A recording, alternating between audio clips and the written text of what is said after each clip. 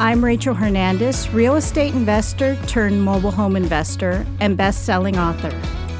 I make a living investing in mobile homes for cash flow for long-term passive income. After many mistakes and lessons learned, I've been able to create the kind of life where I can do the types of things I want to do, not have to do. I created the Adventures in Mobile Homes podcast to share with you what I've learned so you can spend more time with family, friends, and do things you love. Mobile home investing can help you get there. If you want to hear real stories with practical and actionable advice you can use from someone who's been in the trenches and who's still investing today to create the type of life you love, then you're in the right place. Let's get started. Well, hello there, and welcome to the Adventures in Mobile Homes podcast. I'm your host, Rachel Hernandez, aka Mobile Home Girl of AdventuresInMobileHomes.com. Thank you so much for joining me here on the 29th episode of the podcast.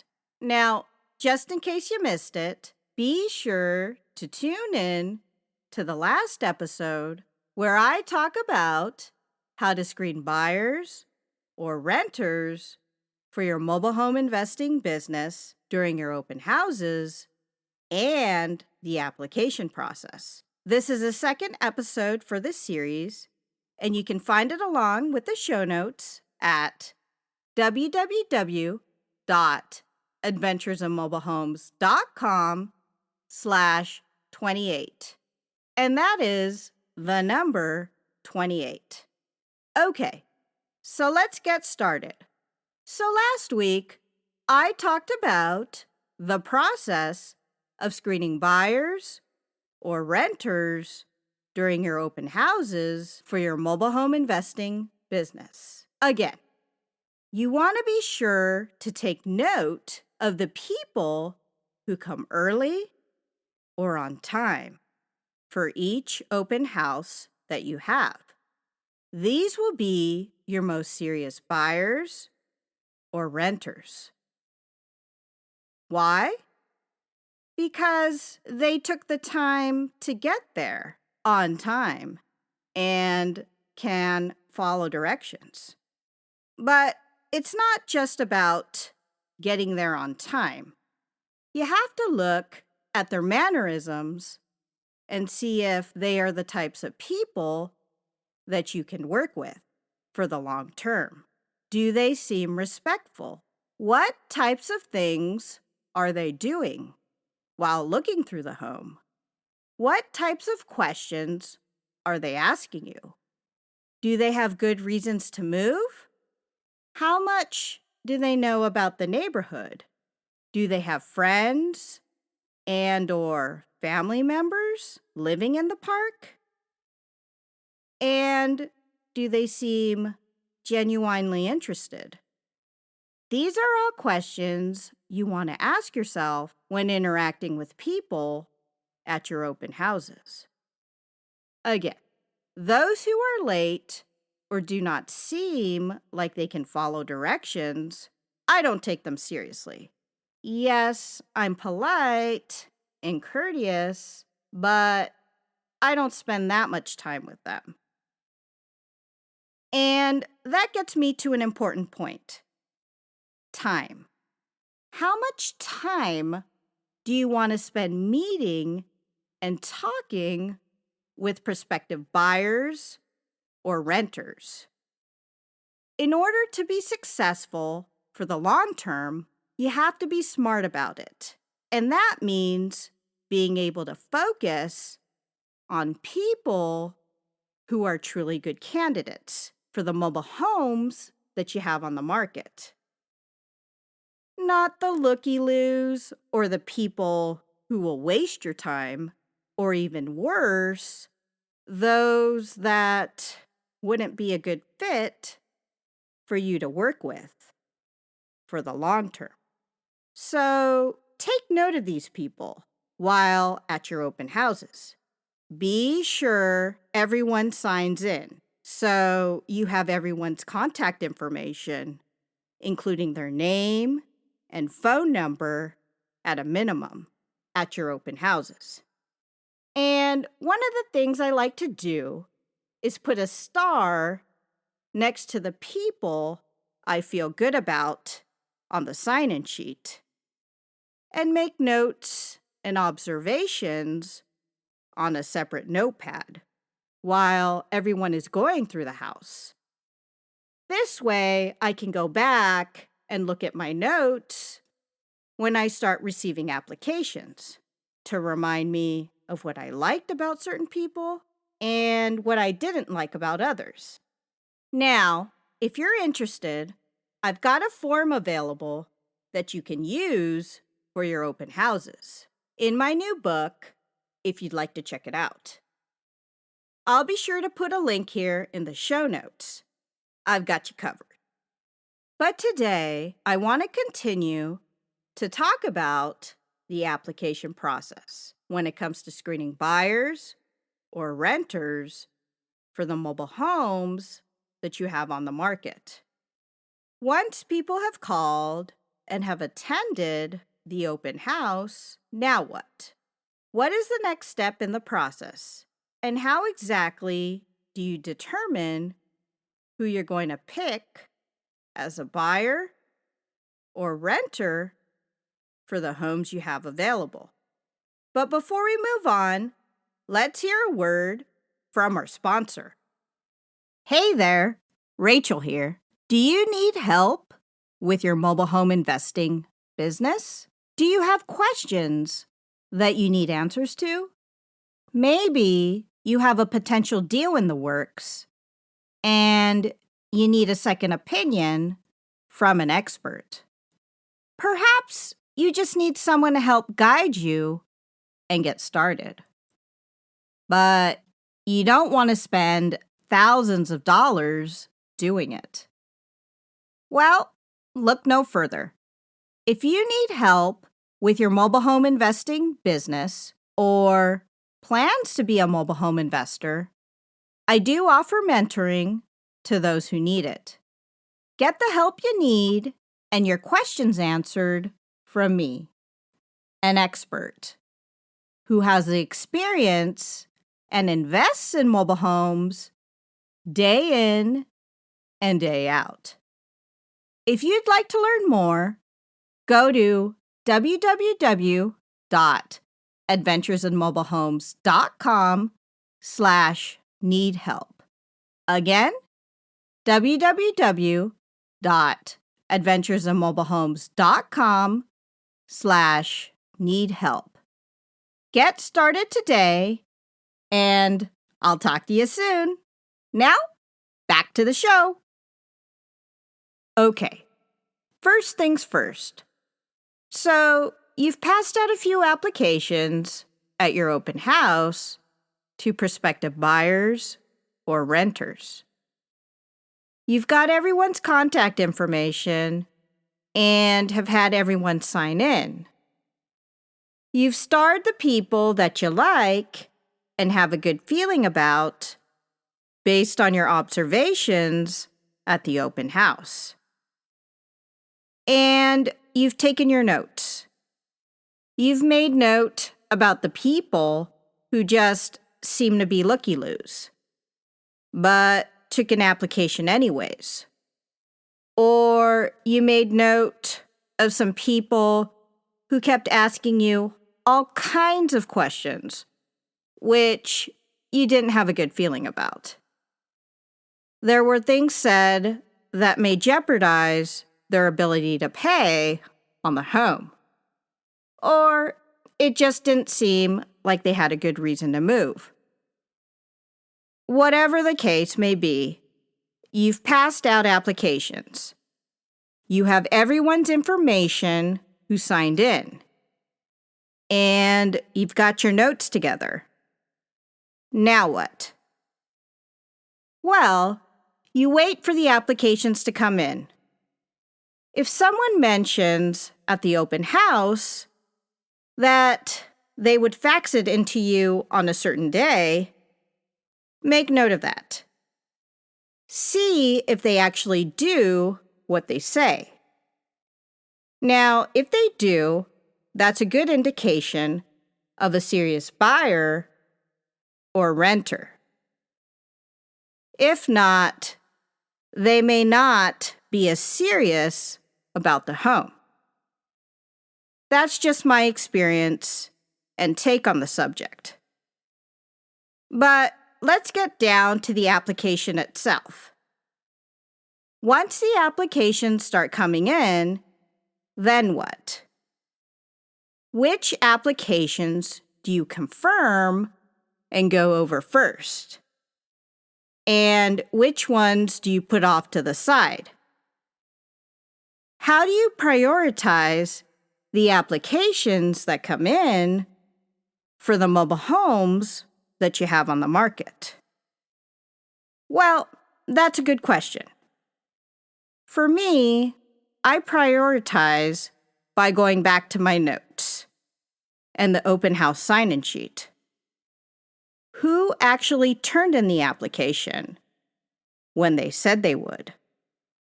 And I put a star next to their name. And I had a good feeling about during the open house. These are the applications I do first. Now, if you haven't gotten any of these applications yet, then you'll have to turn your attention to those that you are getting. As a side note, in the past, and this has happened several times, I've met with families who seemed like good prospects during these open houses. They got there early or on time. They were respectful and took an application. And they told me they'd turn it in. So I put a star next to their name on the sign-in sheet and made note of them in my notebook during the open house. Though the next week rolls around and I get nothing from them. No application, no call, nothing. So I take the time to call them. And guess what? Well, it turns out things came up and they weren't as serious right now to move. Or they say they're still interested, but just haven't gotten to the application. At this point, I thank them for their time, and I know that they're not as serious as I thought they were. And I move on. It's important to know this going in. There will be people who attend your open houses that you like and you feel like they're serious. They do all the right things. They get there early or on time. They're respectful. They take an application. And they say they're going to turn it in.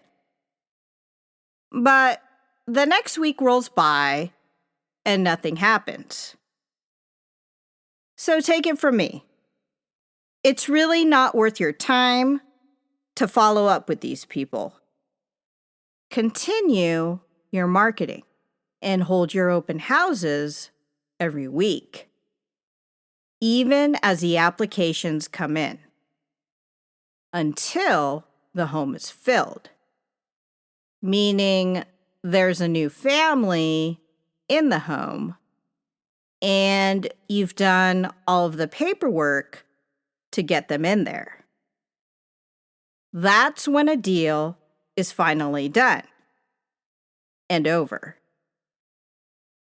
Getting back to it, let's talk about when the applications finally start coming in. How do you sort through them? And which ones do you work on first? And confirm all the information. Remember when I talked about the open house guest registry book? Go back to that book and also take out your notebook. Look at the people that you put a star next to, and then look at the notes in your notebook. Then compare it to who actually turned in an application. Now, if anyone on that starred list is there and you've got good notes on them, then work on their application first. If not, you can start to run applications on others who have turned them in. But if you receive any applications that are incomplete, stop right there. Don't waste your time. If there's any type of missing information and/or documentation that was asked on the application, then you know right away that you don't have a serious prospect. Contact the applicant and let them know the application cannot be run until all of the required information and documentation has been turned in. If they ask you if they have to refax the missing information, then say yes. Don't meet them at the house to pick up the needed items, or have them drop it off at the park office, which sometimes people do. Again, you want serious buyers or renters, and those who are serious will follow directions, period. And that's all I'm going to say about that. Now, when you ask for more information from applicants who don't have all of the documentation and/or information filled out on the application, many will just say, okay, and not turn in the required paperwork, especially if they have to refax again. Though there will be people who do, and most times these applicants are desperate, meaning they are running away from something. And again, they just can't follow directions. If you do receive the required information from these applicants, you can run the rest of the application, but just don't make it a priority. You'll want to spend time with applicants who are serious buyers or renters. These people can follow directions and get you the information you need for the application when they say they'll turn them in. These will be your most serious prospects when it comes to finding buyers or renters to fill your mobile homes. So you want to spend the most time on them. Regarding the applications, once you've sorted out which ones you're going to work on first, based on the priority system I just discussed, then it's just a matter of confirming all of the information on the application. So the main things you want to check and verify are the landlord history, employment history, and any criminal records they may have. So let's talk about the landlord history. You want to verify both their present and past landlord. Verify the address they stated they're renting on in the application, the monthly payment, and how long they've been renting for. Also, you want to be sure to ask the landlord if they've ever had any late payments. And if they have, when and why? And what was the outcome? Other than that, you want to ask the landlord if there's anything else they can tell you about the applicant, whether good or bad. Do this for both the present as well as the past landlord or landlords if they have multiple ones listed on the application. Now, I will tell you, the past landlord will tell you the true history of the applicant versus the present landlord. If the applicants aren't good payers, there's a chance the present landlord may want them out. And who knows what they'll tell you over the phone. But the past landlord, or landlords for that matter, will tell you everything. The payment history, how long they paid, whether there were any late payments, and why. And how they left the place that they rented, whether in good condition or bad condition, and why they moved out in the first place. This will paint a more realistic picture for you. So be sure to listen well when you talk to these landlords over the phone.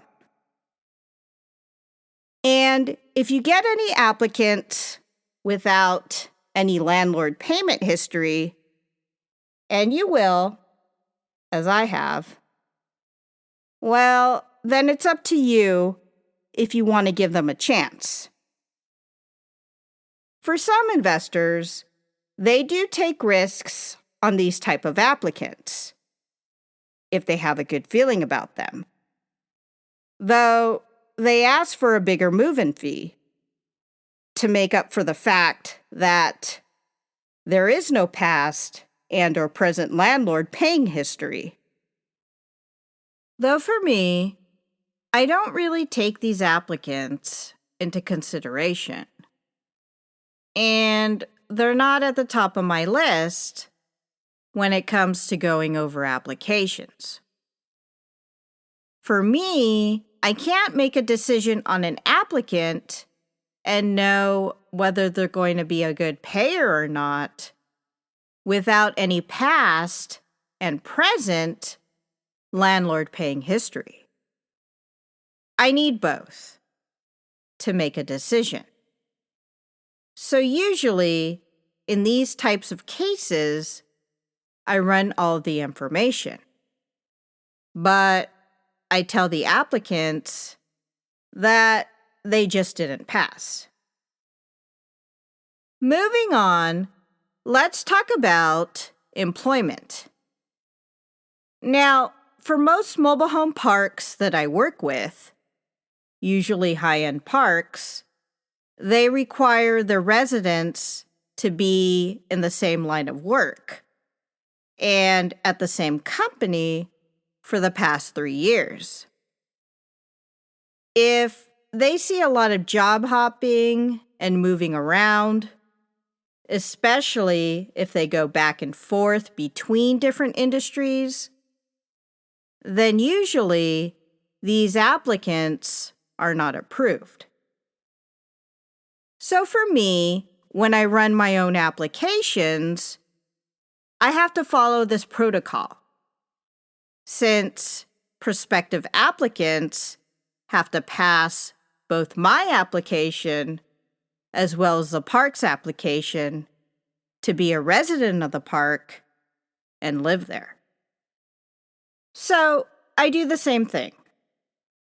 I confirm the employment, usually by talking to the Human Resources Department of the present and past employer, or employers if they've listed more than one, and verify all the information, including start and end dates, if applicable, monthly and annual salary, and any bonuses that they receive.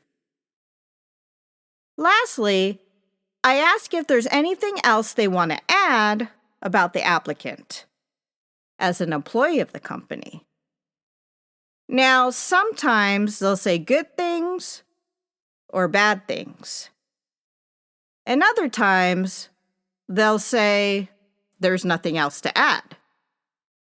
And so I'll thank them for their time and leave it at that. As for checking income, I verify the information by looking at the documentation I asked for. So I check the pay stubs, usually from the last 3 to 4 months, and W-2s filed from the past 3 years. For self-employed individuals, I have to look at 1099s filed for the last 3 years, and I also ask for bank statements from the last 6 months. This way, I can see how much is being deposited every month from the income received as a self-employed individual. Furthermore, I ask to talk to any bosses or clients, both past and present, to verify the information and to get a sense of the applicant's character. Usually, again, by asking them if there's anything they'd like to add about the applicant at the end of the call. Now, as a side note, I usually work with families who have either both a husband and the wife as W-2 employees, or one person as a W-2 employee, usually the husband, and the wife being self-employed, receiving a smaller amount of income to contribute toward the household. Personally, I don't work with residents who have 100% self-employed income, meaning they don't have a regular employer. For me, this is pretty risky as a real estate investor, especially if I can't verify the income received. Though again, it's a personal choice. There's no right or wrong way to do it. I just prefer to work with families where there is some sort of W-2 income received on a regular basis. As for the income, I usually look for a monthly household gross income, meaning from both husband and wife, of 3 times the monthly payment or rent. If it's less than that, then usually I don't approve them. Those are just my parameters as a real estate investor. Moving on, lastly, let's talk about checking the criminal record. Honestly, if you've done your screening right, meaning over the phone and during the open house, as we talked about in episode 27 and 28, then you shouldn't have anyone with a criminal record apply. Though, if you miss something, then this is your chance to uncover it. As for checking criminal records, I work in high-end parks where they check it too as part of their application process. Anyone with any sort of criminal record will not be approved by the park. And that's a safety measure taken by the types of parks I work with. Now, as a side note, just in case you missed it, be sure to check out episode 7 of the podcast, where I talk about the different types of mobile home parks. Getting back to it, at a minimum, I check both the county and state records of where applicants have lived when it comes to checking criminal records. Now, in some areas, you do have to pay for it, and this is a personal choice. For me personally, I can get minimal criminal information from both the county and state records where I do business in for free. And if I do miss anything, then I have peace of mind that the park will find it, since they do thorough criminal record checks and pay for it, which is taken out of the application fee to live in the park. Now, for me, this is the most important part of the application, and I'm covered since the parks I work in don't allow people to live there with any type of criminal record. Though this may not be the case for other types of parks, such as middle of the road and low-end parks. So, if you're working in these types of parks, it's definitely something to be aware of. And if you have to pay money to do your own criminal background checks because the parks you do business in don't, then it may be worthwhile to do it. So you have any criminal information you need on your applicants to make a determination. By the way, I talk more about how I screen applicants and how I go over applications and how I choose them in my book, Adventures in Mobile Homes, How I Got Started in Mobile Home Investing, and How You Can Too, if you'd like to learn more, which I'll link up here in the show notes. Okay, so you're receiving applications and you're confirming the information first on the applicants that you have a good feeling about. Remember, these are the people you starred during the open house, and you know they can follow directions. These will be the types of folks at the top of your list. Sure, you can continue to run applications on those that are not in this category, but just don't spend too much time on them. You've got to prioritize.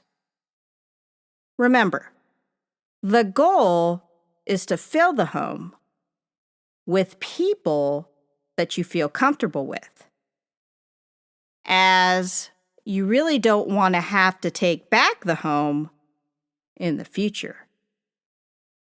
Now, I won't go into taking homes back, as it's a whole nother topic, but I may do an episode on the subject down the road, so stay tuned. In any case, once you've confirmed all the information on the applicants that you have a good feeling about, then you just have to see if they pass your parameters. Again, good landlord payment history for both the present and the past landlord is required. If they don't have this, then move on to the next application. Honestly, don't waste your time. It's not worth it. And the last thing that you want is to put the wrong people in the home. Getting back to it, let's move on to employment history. If they've got a good stable job, at least 3 years at their current job, and in the same industry, then that's a good indication. Again, you've got to look at the household income. At a minimum, I require the people I choose to have at least 3 times the rent amount coming in every month. Otherwise, I can't pass them. And remember, it's up to you. If you want to take on self-employed applicants, though without a W-2 and a stable paycheck, it makes it hard to decide. One thing you can do is take more money up front as a move-in fee if you've got a good feeling about the applicant. Now, for me personally, usually I have at least one member of the household as a W-2 employee, and it's okay if another member, such as the spouse, is self-employed. As long as I can see stable income in the form of paycheck stubs and their IRS filings, then I'm okay. Lastly, let's talk about checking criminal records. Do your best to see if your county and/or state has any databases that you can use to look up criminal history. Again, I work in high-end parks where this information is checked for all applications for the park. So if I miss something, the park will probably catch it, as it's all part of the application fee. Though, if you don't work in a park that does thorough background checks, especially when it comes to the criminal record part, then you'll have to rely on your own due diligence. Even if you have to pay to access a database to look up criminal records, it's worth it. The last thing you want to do is put the wrong person in the home, especially one with a criminal record and a shady past.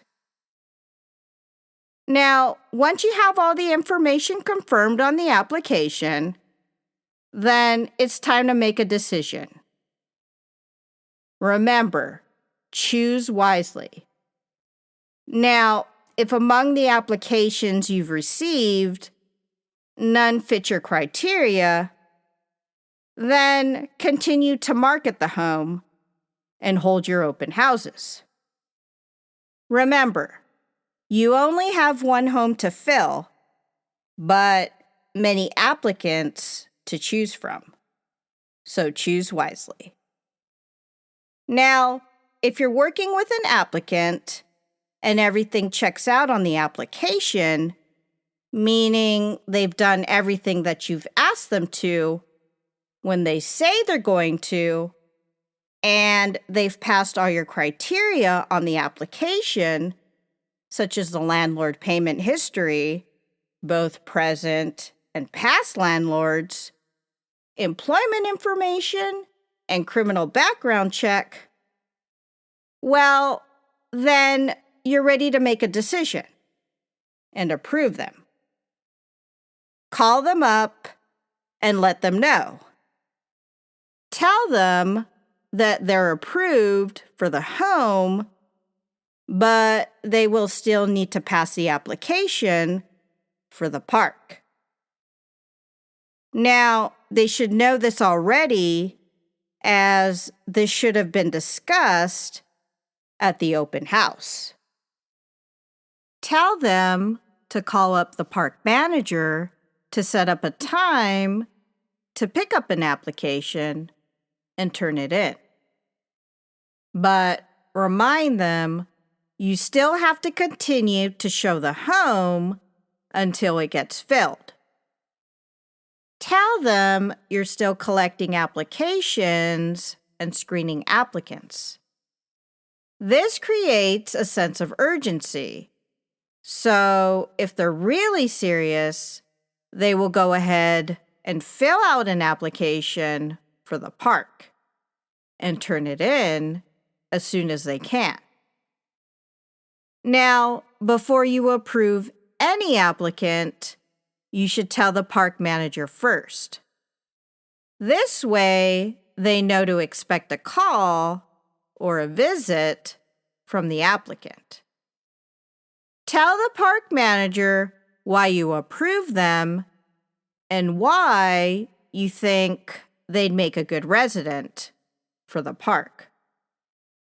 Also, this is a good excuse to talk to the park manager and build and strengthen your relationship even more.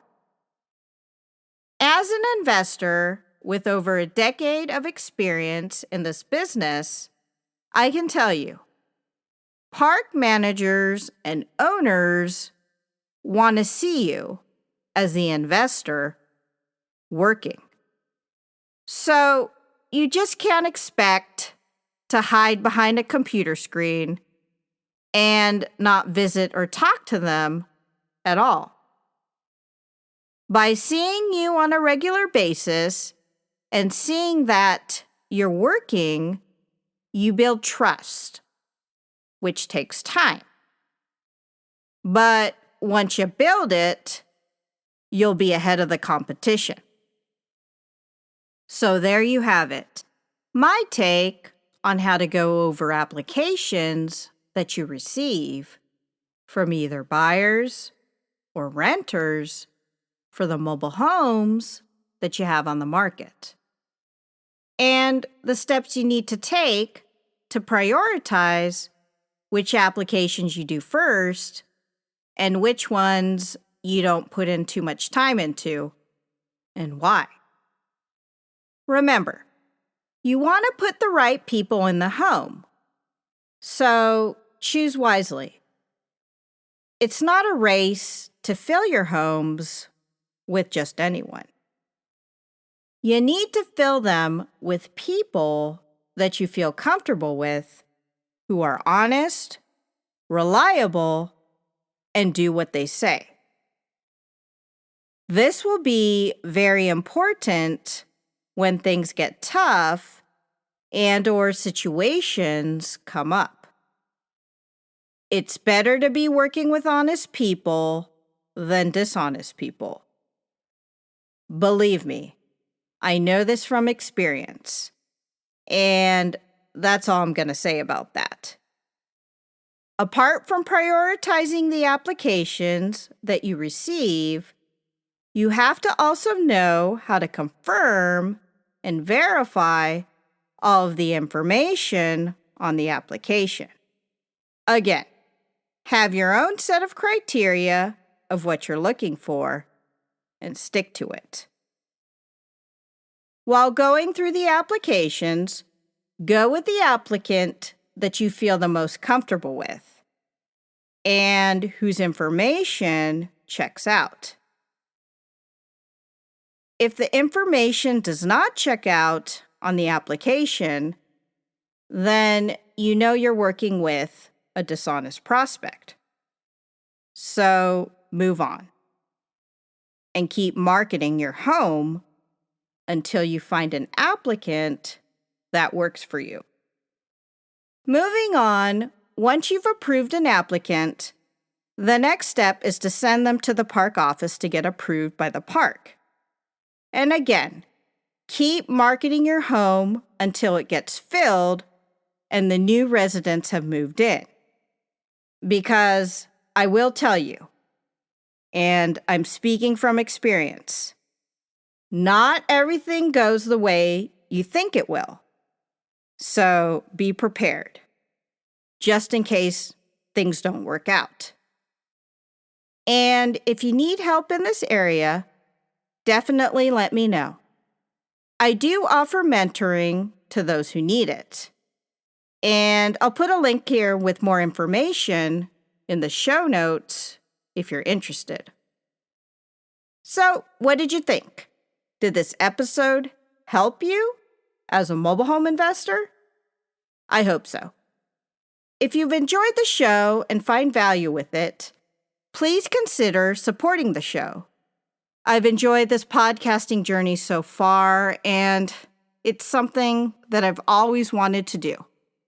I'll include a link in the show notes on how you can support me if you'd like to check it out. For more information on this episode, check out the show notes where I link up some of the resources mentioned here.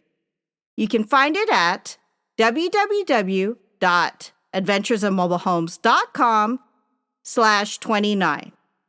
And that is the number 29.